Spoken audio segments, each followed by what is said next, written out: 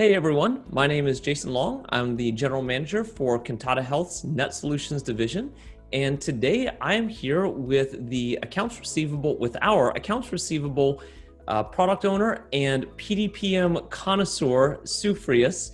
And Sue is going to take us through how to read and create a PDPM score. So Sue, teach us. How do we do this? Tell me, give me a little bit of background. Tell me what is it, and then please walk us through it. All right. Well, PDPM came about October 1st, 2019, to replace the RUGS scores for the long-term care. The scores changed to be PDPM scores, and there's a possibility of 28,800 scores in the PDPM world. That's a big difference. Right. And each one of those would have a different rate. Okay. Well, so they came about, therapy used to be one of the big drivers for the RUGS scores. With PDPM, therapy minutes really are not taken into consideration at all. They're more looking at the overall condition of the resident, not being driven by how much therapy they're receiving. So there are five components to the PDPM score.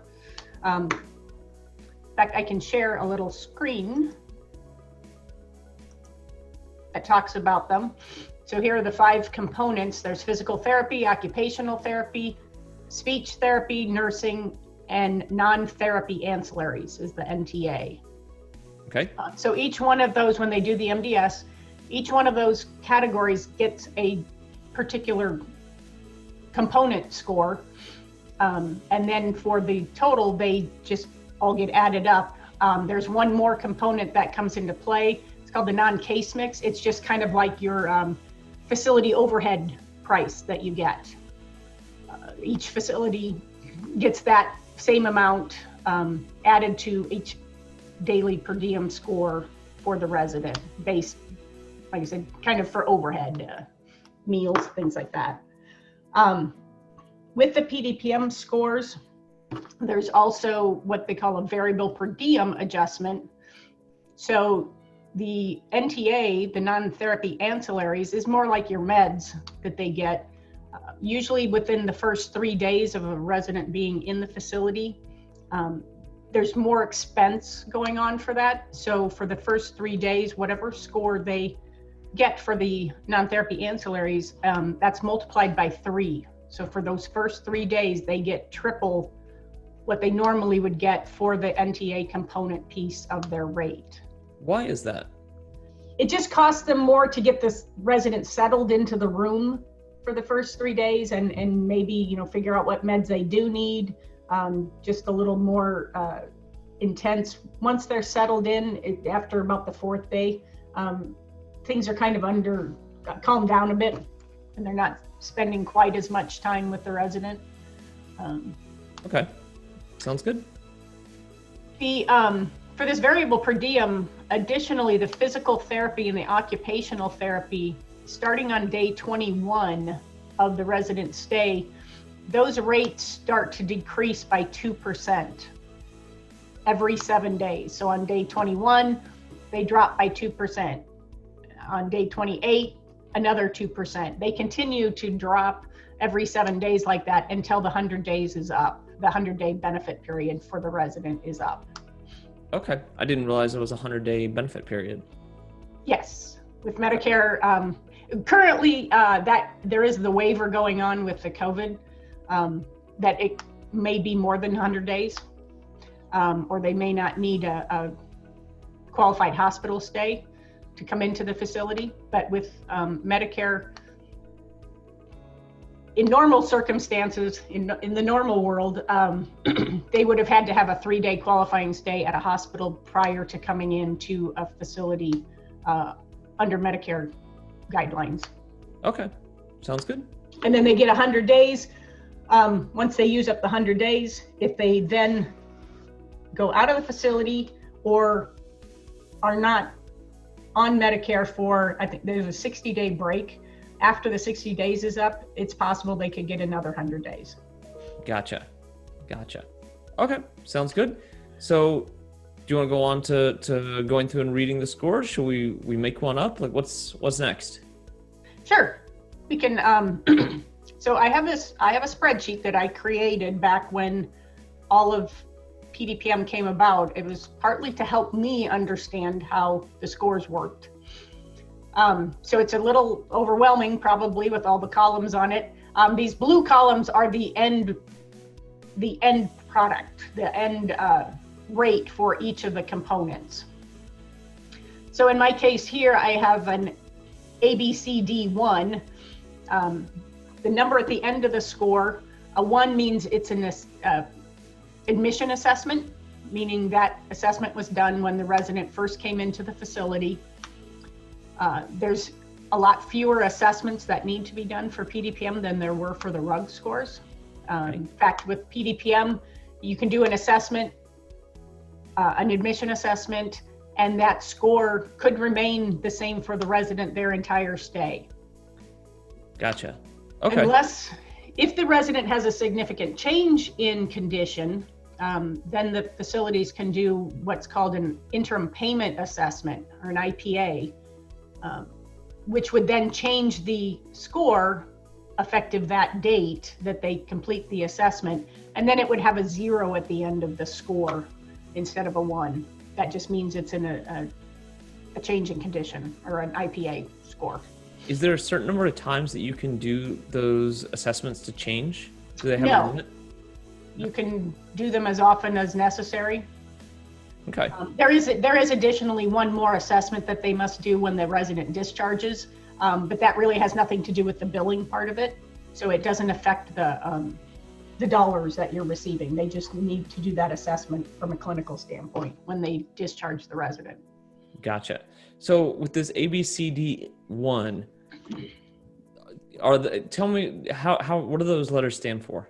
So the first character is what score they got under the PT, the physical therapy, and also the occupational therapy. So the PT and the OT share that first character in the score itself. Okay.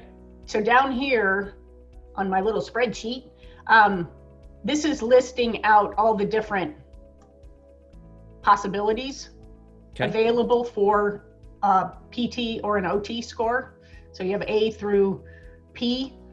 Z means that they're at a default, meaning you actually didn't do an assessment for them. So that would be the score that you get paid at if you actually couldn't have completed an assessment on the resident.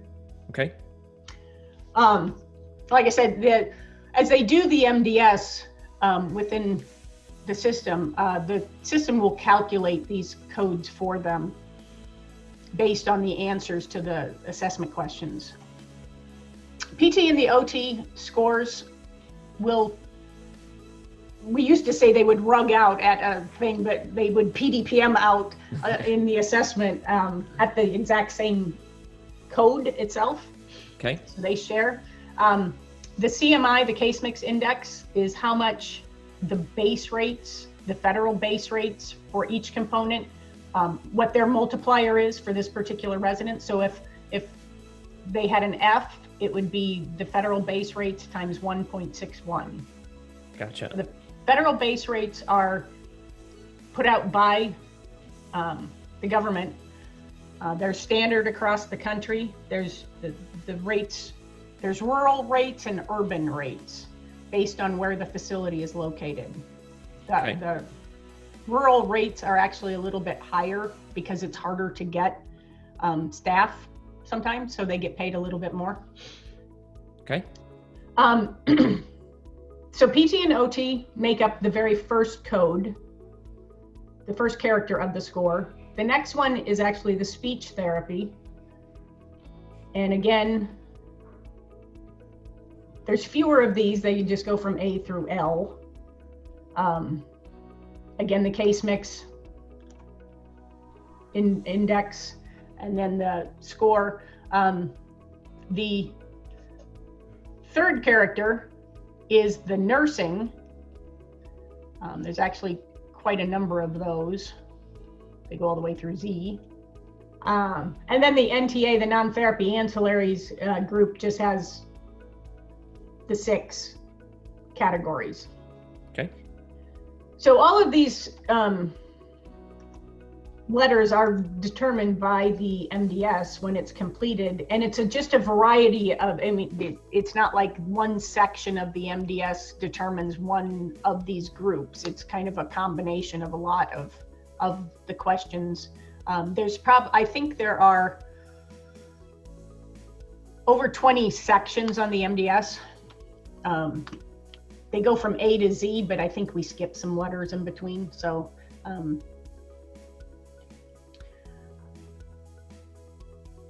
so the base rates, like I said, are standard.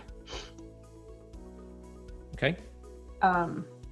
You see some of them are more expensive, or some of the rural are higher than the urban.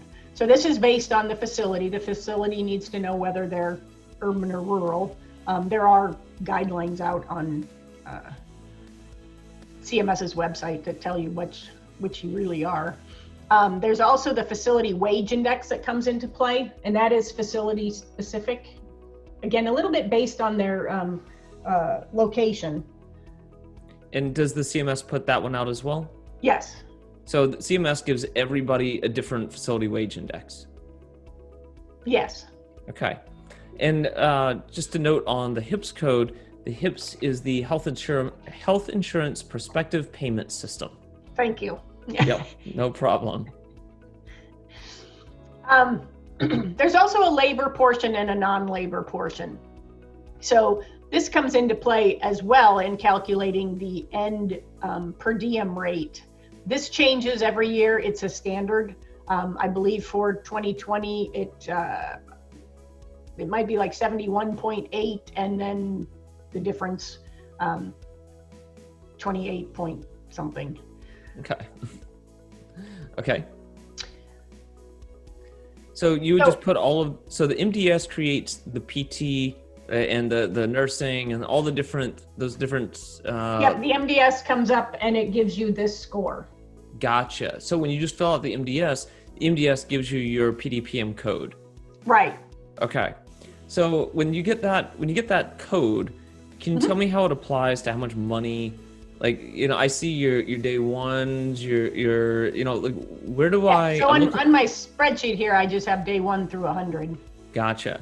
So how would I plug in this code to get? Does the code just tell me how much money is coming in all the time from all these, or tell me a little bit more about the code and the columns that you've got on the right hand side, or in your spreadsheet? If I just change the code, does it change different things in there? Of course.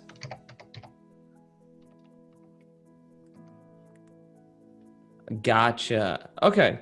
So if somebody wanted to use your spreadsheet to do this, to calculate other kinds of variations on the code, I take it that spreadsheet's going to be available in the blog article that we've got attached to this video? Yes, we can put it out there. Perfect. They will need to, for their facility, they will need to find out and plug in what their wage index is. Okay.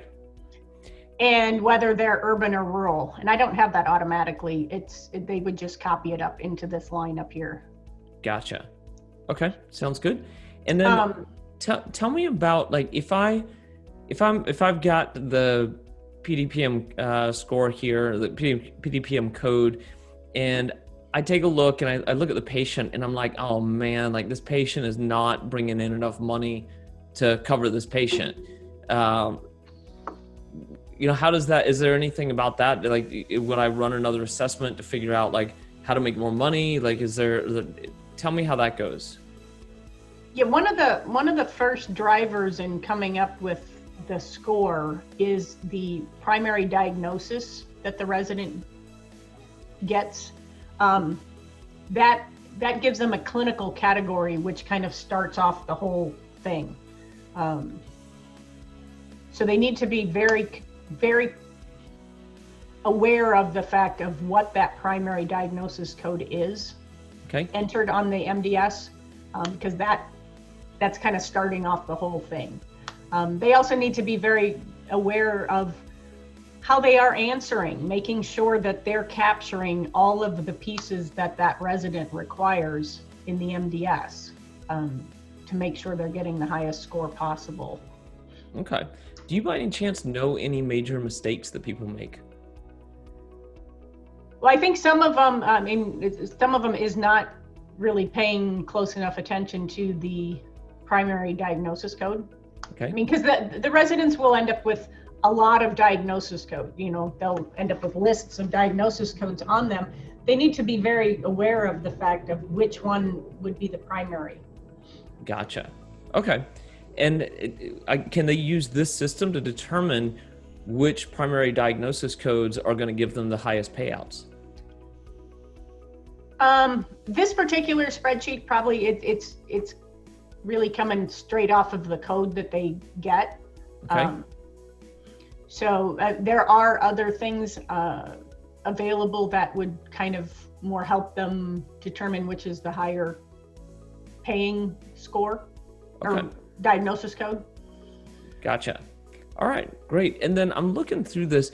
Is there a grand total, or is that the grand total on the far right on column AC?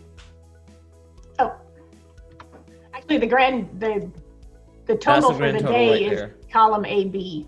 Gotcha. That's the total per diem that they will receive. Gotcha.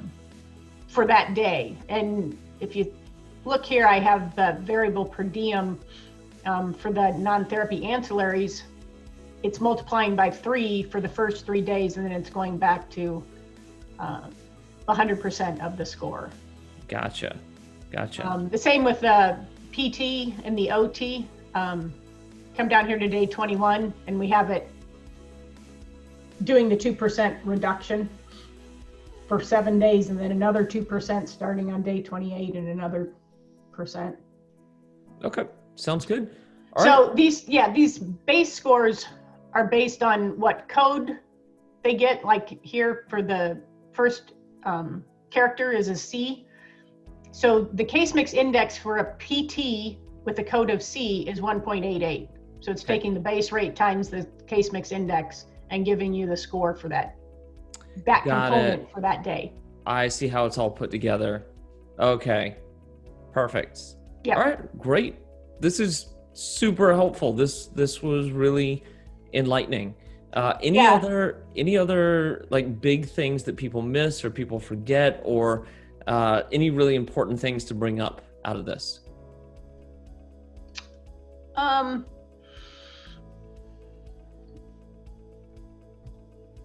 that I can think of. There are plenty of information out to help determine how you can get the best score possible. Okay. Do you know where somebody would go to look for that?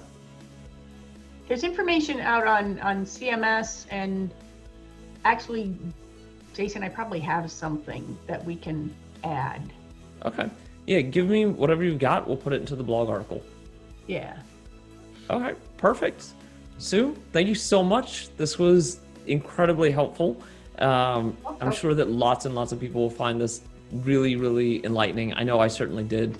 And I look forward to talking to you again about more of the fun details of accounts receivable. Frivolity of PDPM. Exactly. I'll talk to you soon, okay? All right, thank you. Bye.